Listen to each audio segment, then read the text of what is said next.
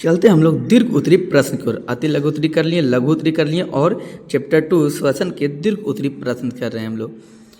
Question कर रहा, अवायवीय एवं वायवीय श्वसन के विभेदों को स्पष्ट करें।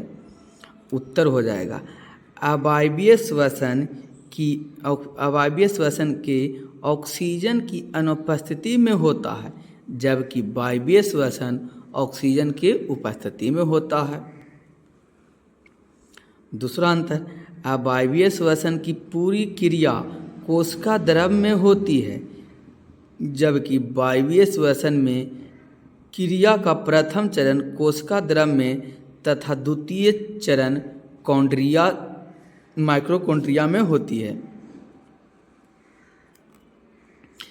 तीसरा, अवायवीय श्वसन में ग्लूकोज का, इसको माइक्रोकॉन्ड्रिया लिख लीजिएगा, अवायवीय श्वसन में ग्लूकोज का कोशिकीय ऑक्सीजन होता है, जबकि वायवीय श्वसन में ग्लूकोज ऑक्सीजन के पश्चात होता है।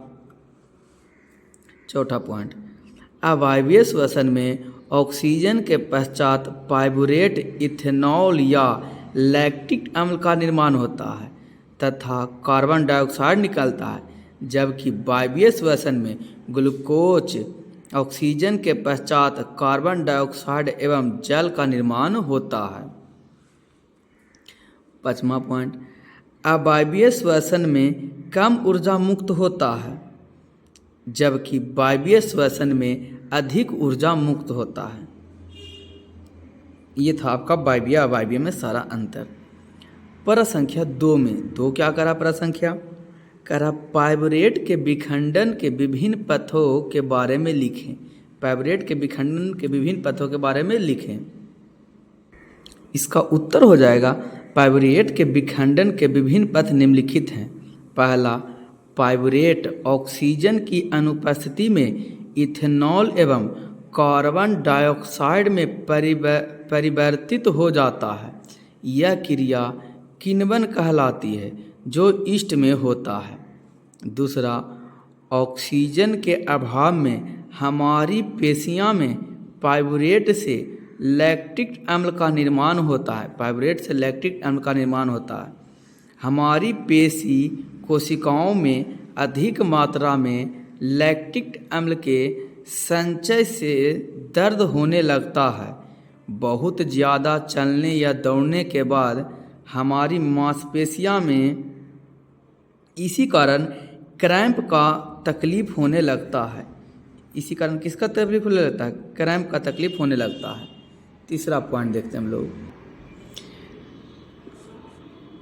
तीसरा पॉइंट कह रहा है, ऑक्सीजन की उपस्थिति में पाइरुवेट का पूर्ण ऑक्सीकरण होता है एवं कार्बन डाइऑक्साइड तथा जल का निर्माण होता है।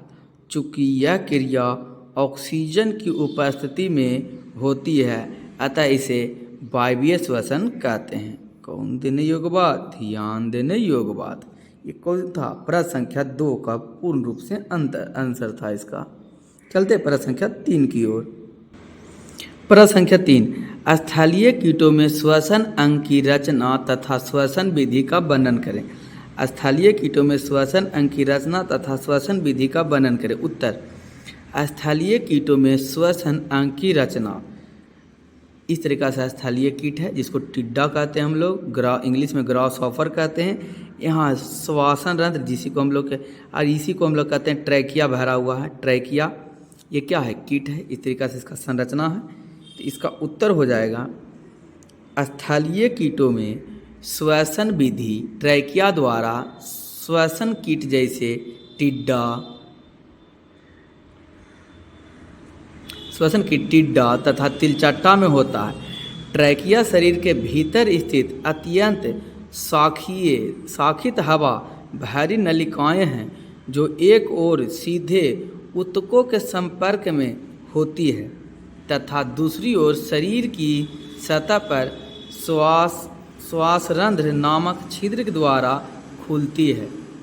यहाँ ध्यान देने योग्य बात है, कीटों में ट्रैकिया द्वारा श्वसन में गैसों का आदान प्रदान रक्त के माध्यम से नहीं होता, जबकि इसका कारण यह है कि कीटों के रक्त में हीमोग्लोबिन या उसके जैसे रंजक ऑक्सीजन को बांधने की क्षमता नहीं पाई जाती है। ये था प्रश्न संख्या 3 का आंसर। चलते हम लोग प्रश्न संख्या 4 की ओर। क्या करा प्रश्न संख्या 4? प्रश्न संख्या 4 करा जब देखते हैं। प्रश्न संख्या 4 करा, मछली श्वसन अंग की रचना तथा श्वसन विधि का वर्णन करें। मछली के श्वसन अंग तथा श्वसन विधि का वर्णन करें। उत्तर, मछली के श्वसन अंग की रचना, ये गिल्स पट्टिकाएं हैं। इस तरीक़ा से बढ़िया से पिक्चर में नहीं दिख रहा है, आप गिल्स को बना लीजिएगा। गिल्स पट्टिकाएं, जल, यहाँ से जल मुँह से लिया, ट्रैकिया द्वारा जल को क्या निकला, बाहर निकाला। मछली के श्वसन अंग की रचना, ये मछली के श्वसन अंग की क्या थी, रचना थी। मछली के श्वसन विधि, प्रत्येक मछली में गिल्स 2 समूह में पाए जाते हैं। गिल्स के प्रत्येक समूह सिर के पार्श्व भाग में आँख के ठीक पीछे स्थित होता है। प्रत्येक समूह में कई गिल्स आगे से पीछे की ओर श्रृंखलाबद्ध तरीके से व्यवस्थित होते हैं। हर गिल्स, एक गिल लिखा हुआ है यहाँ पर, गिल्स कर लीजिएगा, गिल आधा सा गिल्स एक छात्री थैली के स्थित होती है जिसे गिल कोष्ठ कहते हैं। गिल कोष्ठ एक और आहार नाल की ग्रसनली या फैरिक्स जिसको कहते हैं मछली में, मनुष्य में लैरिक्स होता है, फैरिक्स में खुलता है तथा दूसरी ओर शरीर के बाहर खुलता है। मछली में जल की धारा मुख से आहार नाल के फैरिक्स में लैरिक्स में पहुंचता है। यहाँ जल की धारा में स्थित भोजन को लैरिक्स से ग्रासनली में चल जाता है, परंतु जल गिल्स कोष्ठ में तथा फिर शरीर के बाहर चला जाता है। इस प्रकार गिल्स लगातार जल के संपर्क में रहते हैं, जिससे जल में घुले ऑक्सीजन गिल्स की रक्त वाहिनियों में स्थित रक्त में चल जाता है तथा रक्त का कार्बन डाइऑक्साइड जल में चला आता है। ये था प्रश्न संख्या 4। चलते हम लोग प्रश्न संख्या 5 की ओर। प्रश्न संख्या 5 क्या कर रहा है जो देखते हैं। प्रश्न संख्या 5, कीटों में ऑक्सीजन सीधे ऊतकों को क्यों पहुंचता है? इस विधि में प्रयुक्त रचनाओं का वर्णन कार्य विधि के साथ करें। कीटों में ऑक्सीजन सीधे ऊतकों में क्यों पहुंचता है? इस विधि पर प्रयुक्त रचना का वर्णन कार्य विधि से करें। उत्तर, कीटों में ट्रैकिया के द्वारा श्वसन में गैसों का आदान प्रदान रक्त के माध्यम से बही होता है। इसका कारण यह है कि कीटों के रक्त में हीमोग्लोबिन या उसके जैसे कोई रंजक जिसमें ऑक्सीजन का बांधने की क्षमता हो वही पाए जाते हैं।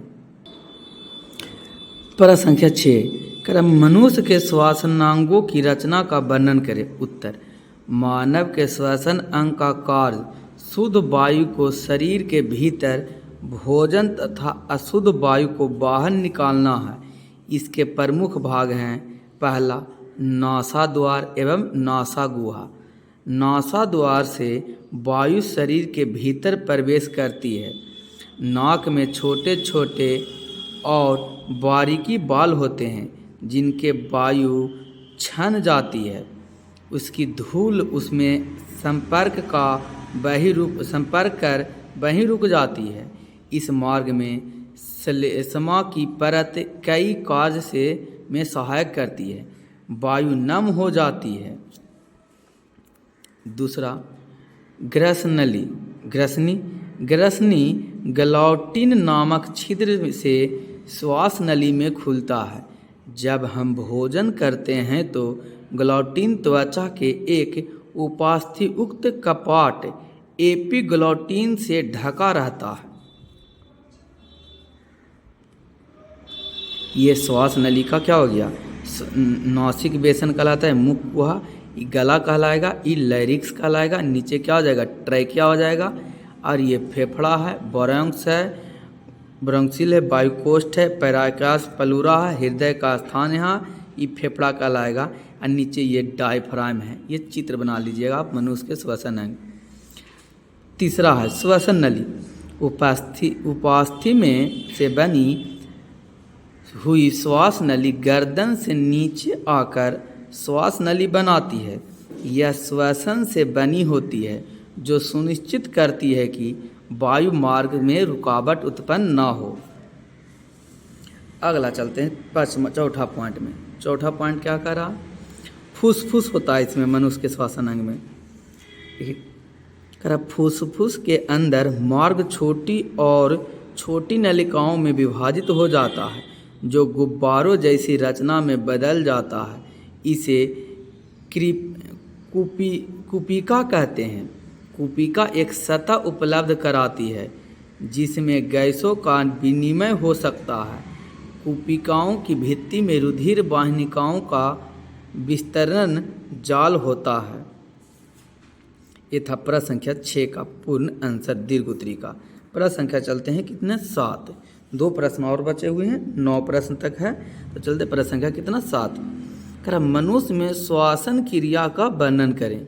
उत्तर, मानव के श्वसन तंत्र का कार्य शुद्ध वायु को शरीर के भीतर, भोजन तथा अशुद्ध वायु को बाहर निकालना है। इसके प्रमुख भाग निम्नलिखित हैं। पहला, नासा द्वार एवं नासा गुहा। नासा द्वार एवं नासा गुहा।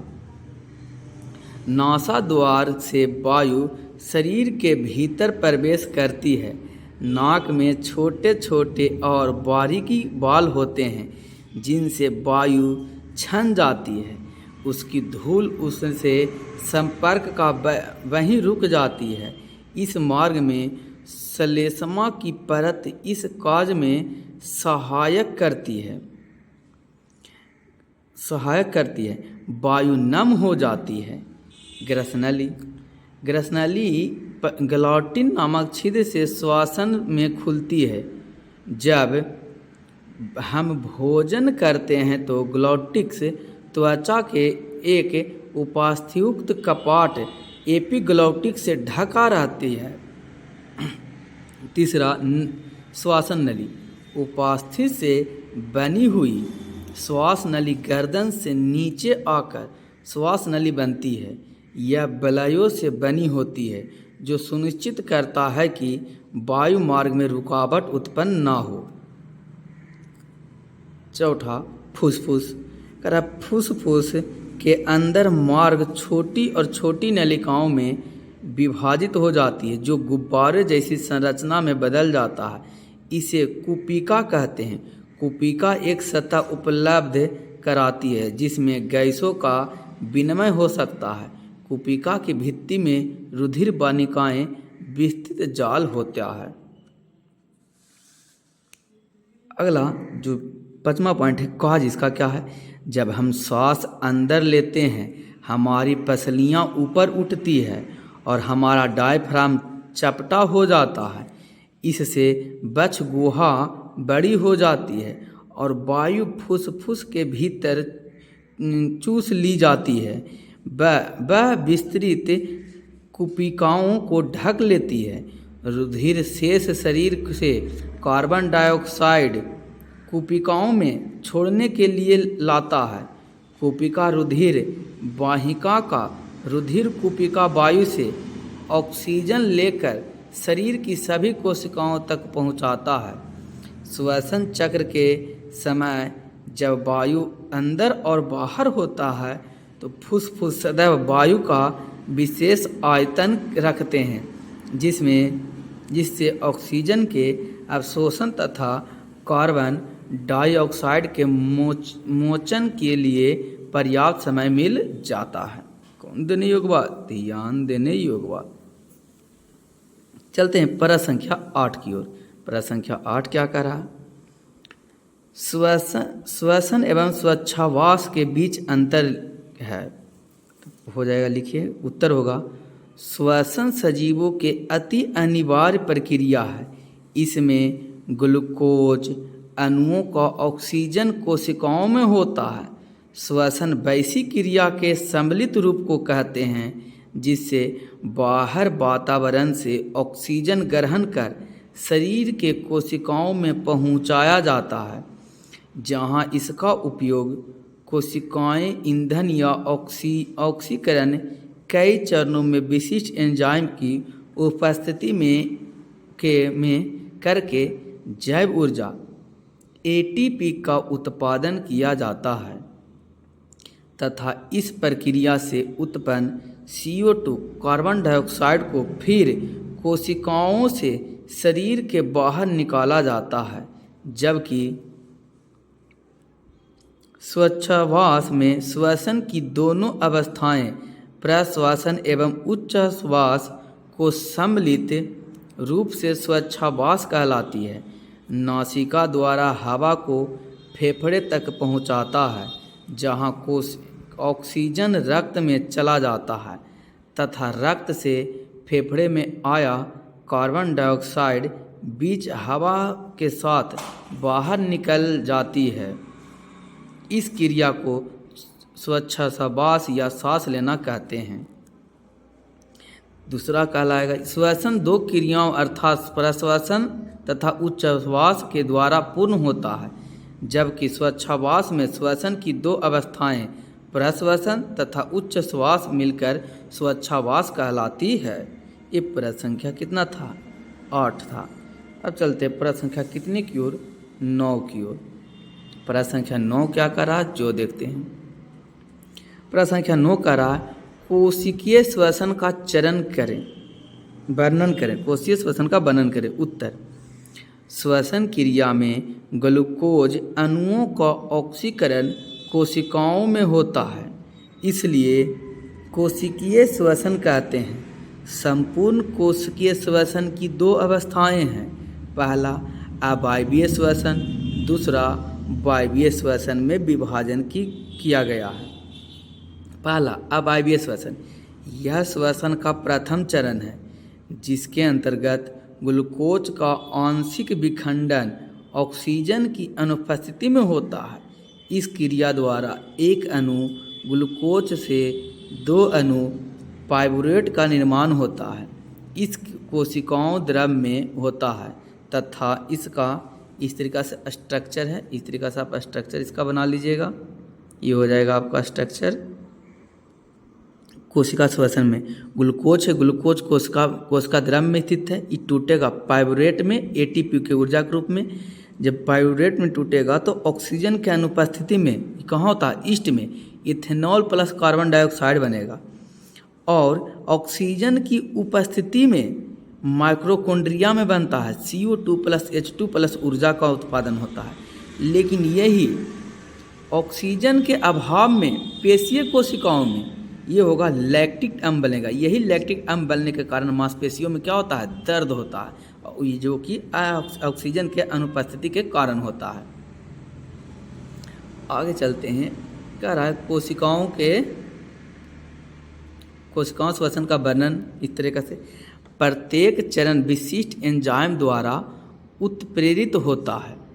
इस प्रक्रिया में जो ग्लूकोज अणु का आंशिक विखंडन होता है, अतः इसमें निहित ऊर्जा पाइरूवेट के बंधनों में ही संचित रह जाती है। पाइरूवेट आगे स्थित निम्नलिखित 3 प्रकार करती है। पहला, पाइरूवेट ऑक्सीजन की उपस्थिति में इथेनॉल एवं कार्बन डाइऑक्साइड परिवर्तन हो जाता है। यह क्रिया किण्वन कहलाती है जो ईस्ट में होती है। तो क्वेश्चन पूछेगा किण्वन की क्रिया कब होती है? तो किण्वन की क्रिया ऑक्सीजन के अनुपस्थिति में होती है। किण्वन की क्रिया कहाँ होती है? तो किण्वन की क्रिया ईस्ट में होती है। दूसरा, ऑक्सीजन के अभाव में हमारे पेशियों में पाइरूवेट से लैक्टिक अम्ल का निर्माण होता है। हमारी पेशियां कोशिकाओं में अधिक मात्रा में लैक्टिक अम्ल का संयम से दर्द होता है। संयोग से यानी कि जमाव से, यहाँ पर अम्ल के जमाव से दर्द होने लगता है। बहुत ज़्यादा चलने या दौड़ने के बाद हमारी मांसपेशियां में इसी कारण क्रैम्प या तकलीफ होने लगती है। तीसरा, ऑक्सीजन की उपस्थिति में पाइरूवेट का पूर्ण ऑक्सीकरण होता है एवं कार्बन डाइऑक्साइड तथा जल निर्माण होता है।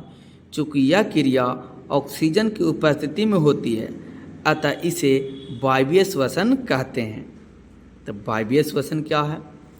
वायवीय श्वसन श्वसन प्रथम चरण में बना पाइरूवेट पूर्ण ऑक्सीकरण के लिए माइटोकॉन्ड्रिया में चला जाता है। यह ऑक्सीजन की उपस्थिति में पाइरूवेट का विखंडन होता है। 3 कार्बन वाले पाइरूवेट अणु विखंडित होकर 3 कार्बन डाइऑक्साइड अणु बनाते हैं। इसके साथ साथ जल तथा ऑक्सीजन ऊर्जा की मुक्त होती है, जो एटीपी अणुओं में संचित हो जाती है। एटीपी विखंडन से जो ऊर्जा मिलता है उसे कोशिका के अंदर होने वाली विभिन्न जैव क्रियाओं में संचालित होती है। कौन देने योग्य बात? ध्यान देने योग्य बात। कौन लर है? क्लियर है। दोस्तों, ये आपका बायोलॉजी क्लास 10 का चैप्टर 2 का परिवहन श्वसन था। उसका अति लघुत्तरी प्रश्न, लघुत्तरी प्रश्न और दीर्घोत्तरी प्रश्न हो गया। अगर आपको वीडियो अच्छा लगा तो वीडियो को लाइक कर दीजिएगा। चैनल पर पहले बात तो चैनल को सब्सक्राइब और दोस्तों के साथ शेयर करना बिल्कुल नहीं भूलिएगा। अंत में मैं आपको यही कहूँगा, छोटे को प्यार करें, बड़े को सम्मान करें, अपना व्यक्तित्व इस तरीक़ा से कायम रखें कि आपके साथ रह रहे स्त्री भी सुरक्षित महसूस कर सके। अंत तक आपका वीडियो देखने के लिए धन्यवाद। बने रहे पवन टीचिंग सेंटर के साथ, पढ़ते रहें, यूँ आगे बढ़ते रहें।